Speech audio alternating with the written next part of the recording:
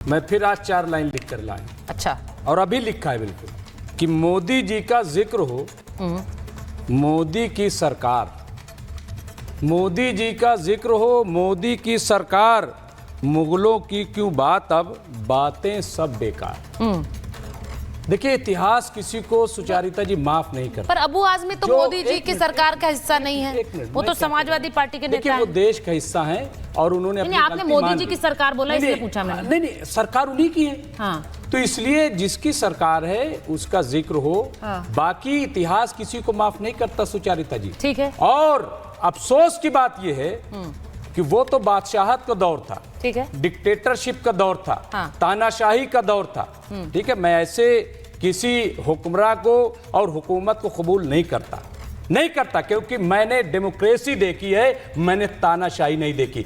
लेकिन अफसोस की बात है जो मैं कहना चाहता हूं, हाँ। और गौर से सुनिए कि आज इस जमहूरियत के दौर में भी कुछ लोग औरंगजेब बनना चाहते हैं, कुछ लोग तानाशाह बनना चाहते हैं, कुछ लोग एक खास तबके को उसी मुगलों के दौर में ले जाकर के उनका कत्ल करना चाहते हैं। ये क्या है? नहीं, उनका कत्ल करना चाहते हैं। बिल्कुल मतलब कराए। अरे इसका क्या मतलब? 47 के बाद कितने दंगे हुए, कितने मारे गए लोग, किसने कराए? अगर मैं गिनाना शुरू करूंगा अभी तो डिबेट आपकी, आप कहेंगे डिरेल हो गई। हाँ। लेकिन मैं नहीं कराना चाहता। आप कह रहे हैं कि कुछ खास का कत्ल कराना चाहते हैं, आप इसे और सनसनीखेज बना रहे हैं। बताइए, आप इसे और सनसनीखेज बना रहे हैं। जमहूरियत में बाबरी मस्जिद किसने शहीद कराई, बताइए आप। किसने गुजरात का 2002 कराया, बताइए प्रकाश जी को। और इस तरह कितने मैं वाकयात गिना दूं। हाँ। भिवंडी किसने कराया, गोधरा किसने कराया, आप बताइए। गोधरा, हाँ वही किसने कराया, किसकी सरकार थी? मुगलों की सरकार। नहीं, मुगलों की सरकार, आप तो इतिहासकार हैं, मुगलों की सरकार थी। देखिए, मेरा सवाल जब एक मिनट नहीं सुचारिता जी, मैं बहुत पढ़ी लिखी बात कर रहा हूं। आप प्रोफेसर पढ़ी लिखी बातें करते हैं। हाँ, हाँ। आप ये बताइए प्रोफेसर साहब, आप जब मुगलों की बात करते हैं तो इंडिविजुअल नहीं करते ना, मुगलों की बात करते हैं। एक मिनट, गुजरात जब आप कह रहे गोधरा किसने कराया, गोधरा में सरकार किसने थी, आप बताइए हमें। किसके सर, कौन जिम्मेदार? आराम से, इतना एक मिनट, इतने गुस्से की जरूरत नहीं। मैं को लगता है तथ्य अभी आप पटक रहे थे ना, मैं हाथ पटक के पूछ रहा हूं। ठीक है, जवाब जवाब ले रही हूँ, जवाब। हाँ, आचार्य जी आ रही हूँ आपके पास, आ रही हूँ उसके बाद। हाँ, जल्दी से जवाब दे दीजिए प्रोफेसर। देखिए, सरकार किसी की भी हो, आपने सन 47 से रॉयट्स गिनाने शुरू किया। सन 47 से किसकी सरकारें थी? मुसलमानों को किसने डरा के, सुनिए, अच्छा एक मिनट ना, एक करके ऐसे करेंगे फिर। मुसलमानों को जिंदगी भर किसने डरा के रखा कि दूसरे आ गए तो तुम्हें मरवा देंगे? कांग्रेस ने। सुनिए, सही कह रहे हैं आप। हाँ। समझे? और आज भी आपका अलायंस कांग्रेस से होता है, समझे? तो इसलिए दोहरी बात जो करना, हमें तो वायनाड से जिताया राहुल गांधी को, भैया वो समाजवादी पार्टी से कह रहे हैं, भाटी जी की पार्टी से कह रहे हैं, बताइए। समझे आप? ठीक है। मेरा सवाल ये है कि आज के युग में जिस इतिहास की जरूरत है, मुझे आप ये बताइए कि जो राष्ट्रवादी डिस्कोर्स था, अजीमुल्लाह का नाम कहीं को पढ़ाया नहीं जाता, अशफाकुल्लाह को नहीं पढ़ाया जाता, मकबूल शेरवानी को नहीं पढ़ाया। ये बात सही है, ये बात सही है। सरकारी जिम्मेवार है, वही तो उनको कहिए। सुनिए, हम दोनों लड़े, चलिए। मैं क्यों लड़ूं? क्यों नहीं लड़ेंगे? अच्छा ठीक है, मैं आचार्य जी, अरे एक मिनट प्रोफेसर शोध कर, आचार्य जी आपके पास आ रही हूँ। ये जो पूरा डिस्कोर्स हो रहा है, मदरसों में क्यों नहीं पढ़ाते? सरकार को सब पढ़ाया जा रहा है, मदरसों में क्यों नहीं पढ़ाया जाता? शेरवानी को क्या? आचार्य जी के पास जा रही हूँ। अच्छा, अब आचार्य जी भी बोल रहे, आचार्य जी बोल रहे, अबू आजमी को औरंगजेब की तस्वीर बनाकर उनके ऊपर जूते चप्पल चलाए गए। देखिए, ये पूरा डिस्कोर्स है, ये पूरी जो कॉन्वर्सेशन है, पॉलिटिकल भी है, बहुत हद तक ये सियासी है। और इस सियासत में क्या आपको लग रहा है आचार्य जी कि ये एक सियासी मुद्दा है जिसको लेकर अब एक हिंदू मुसलमान वाली एक लड़ाई सामने आ जाएगी? लेकिन एक बात बताइए सुजाता जी, अगर ये सियासी मुद्दा है तो क्यों हम बाहर निकल करके नहीं आते हैं? मुस्लिम क्यों नहीं आकर के उनका विरोध करता है? भाई विरोध करना चाहिए ना। सही बात, बैठे लोग डिफेंड क्यों नहीं कर रहे? अगर उसके सुन लीजिए, अच्छा वो बात पहले रख ले, एक एक करके बात करेंगे। नहीं, मुमताज जी अब उन्हें बोलने दीजिए, उसके बाद बोलिएगा। नहीं, मुमताज जी एक सेकंड ना, एक एक करके बात, वो वेट कर रहे थे देर से, उनको बोलने दीजिए पहले। सुन लिया तो शांति से बैठिए। एक बात बताइए सुजाता जी, बात पर फतवा जेब में रखने वाले उलेमा, कितने उलेमा वापस आए और कहा कि जी अगर औरंगजेब का नाम लिया जा रहा है तो हम उनके खिलाफ फतवा जारी करते हैं? आपके डिबेट में बैठे हुए पैनलिस्ट कहीं किसी चीज की बात हो रही, कहीं किसी चीज की बात हो रही है, किसी ने विरोध की बात की है। तो आखिर जब विरोध राजनीति नहीं, ये लोग सपोर्ट करते हैं औरंगजेब का, इसलिए ऐसे लोग निकल करके आते हैं, इसीलिए निकल करके आते हैं। आप लोग अरे आप लोग दिन रात कहिए ना, औरंगजेब नाम लेते हैं, कहिए ना अबू आजमी को, बोलिए अबू आजमी को मुस्लिम विरोधी है, बगैर बाबर के, बगैर पाकिस्तान के, बगैर औरंगजेब के।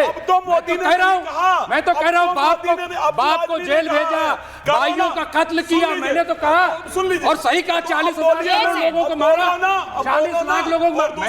दूसरी चीज मैं तो कह रहा हूँ इतिहास माफ नहीं करता है। कौन कह रहा है? आप क्या बात कर रहे हो? एक बात बताइए, सरकारें जाती हैं कि भैया मस्जिदों पे पत्थर रख लो, सरकारें जाती हैं कहाँ चले गए? हाँ, अरे साजिश कराई जाती है, जाती है, कहाँ से पत्थर आ जाते हैं?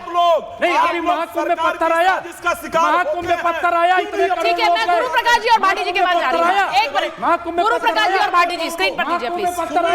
ठीक है, एक मिनट, गुरु प्रकाश जी और भाटी जी को दीजिए स्क्रीन पर। ठीक है, मुमताज जी एक मिनट, मुझे बाहर के मेहमानों के पास जाना है। देखिए, इससे क्या होता है, डिबेट में जब हम लोग स्टूडियो में बहुत सारे लोग हो जाते हैं, इतना गर्म माहौल हो जाता है, ना भाटी जी के पास जा पा रही हूँ, ना गुरु प्रकाश जी के पास जा रही हूँ। वो भी सोच रहे होंगे कि स्टूडियो ही आ जाते। भाटी जी स्टूडियो ही आइएगा अगली बार। आप गुरु प्रकाश जी से तो नहीं कह सकती वो पटना से कैसे आएंगे, लेकिन भाटी जी ये सवाल मैं आपसे पूछ रही हूँ क्योंकि देखिए बहुत से सवाल नेताओं ने उठाए हैं। अब बीजेपी के नेता कह रहे हैं कि जिस पार्टी में मॉडर्न औरंगजेब हैं वो पूछ रहे हैं, वो औरंगजेब की वकालत कर रहे हैं। अब ये क्या क्यों कहा जा रहा है, किसके लिए कहा जा रहा है? देखिए, इस तरह के बयान जो है अब आपकी पार्टी पर हमलावर हो रही है बाकी पार्टियां। नहीं, देखिए, मैंने भी और अबू आजमी ने भी, दोनों ने इस बात की सफाई दे दी है और उसे सर, पर उन्होंने माफी तब मांगी भाटी जी, उन्होंने माफी तब मांगी जब उन पर देशद्रोही होने का मुकदमा दर्ज करा दिया गया। उन पर यह कह दिया गया आप ऐसे बयान दे रहे, हंगामा हो गया विधानसभा में, इतने नेताओं ने रिएक्शंस दे दिया, उन्हें लगा मामला हाथ से फिसल रहा है, तब माफी मांगी है। अब ये हो सकता है भाटी जी, अगर आप गुरु प्रकाश जी को नफरती मानते हो, आप बैठकर चैनल पे बोले ये बहुत अमन पसंद है और फिर अगले दिन बोले नहीं मुझसे गलती हो गई, ये तो नफरती थे, ऐसा होता है क्या सर? एक मिनट भाटी जी। नहीं, गुरु प्रकाश बहुत अच्छे व्यक्ति हैं, बहुत शानदार नेता हैं, इनकी पार्टी नफरती है, गुरु प्रकाश नफरती नहीं है, ये तो विद्वान व्यक्ति हैं, बहुत शालीन व्यक्ति हैं, मैं इनका सम्मान करता हूँ। और देखिए, अबू आजमी इतने कमजोर नेता नहीं है कि मुकदमे से डर के माफी मांग लेंगे। मुकदमे से डर के माफी नहीं मांगी उन्होंने, फोन गया था उनके पास, चिंतन किया होगा कि मैंने जल्दबाजी में गलत बोल दिया और वो पत्रकार सवाल पूछ रहे थे, पत्रकारों घेर रहे थे उन्हें, तब उन्होंने बोल दिया। लेकिन मैं कहना ये चाहता हूँ, आपके पैनल में इतिहासकार बैठे हैं, डॉक्टर कपिल कुमार जी के 1526 में मुगल आए, 1526 से 1857 तक एक भी लड़ाई ऐसी नहीं है जिसमें मुसलमान एक तरफ लड़े हों और हिंदू एक तरफ लड़े हों।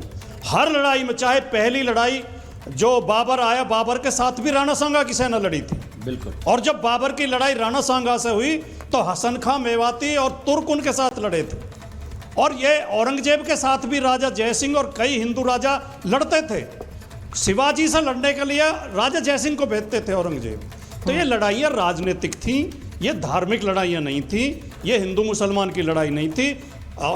शिवाजी की सेना में 4 जो है मुस्लिम सेनापति थे, महाराणा प्रताप की सेना में मुस्लिम सेनापति था, अकबर की सेना में हिंदू सेनापति थे, राजा मान सिंह और दूसरे। कोई एक भी लड़ाई ऐसी नहीं हुई। आज हम हिंदू मुसलमान कर रहे हैं। नहीं, पर भाटी जी, मैंने शुरुआत में एक बात बोली थी, कि इतने सारे नेता, इतने सारे शासक रहे, लेकिन कुछ तो है कि औरंगजेब के नाम पर इतनी नफरत होती है। ये क्यों है? ये आपने भी माना कि वो क्रूर शासक था, ये आपने भी कहा कि मैं उसे सही नहीं मानता हूं, ये आपने भी कहा है। मेरा सिर्फ सवाल ये है कि जिस शासक को लेकर इतनी नफरत फैलती है, उस शासक को अमन पसंद बताना, उस शासक की तारीफ करना, इसका सीधा सीधा मतलब क्या निकाला जाए? अगर गुरु प्रकाश जी कहते हैं या फिर कोई और व्यक्ति ये बोलता है कि भाई आप उसमें सियासत देखते हैं, आप वोट देखते हैं, क्या आपको लग रहा है गुरु प्रकाश जी ये वोट देख रहे हैं अबू आजमी? उनको लग रहा है कि अगर औरंगजेब की तारीफ की जाएगी, बिकॉज यहां पर बहुत से ऐसे मुसलमान पैनलिस्ट हैं जो कह रहे हैं हम समर्थन नहीं करते हैं, तो आपको क्या लगता है क्यों वो समर्थन कर रहे हैं औरंगजेब?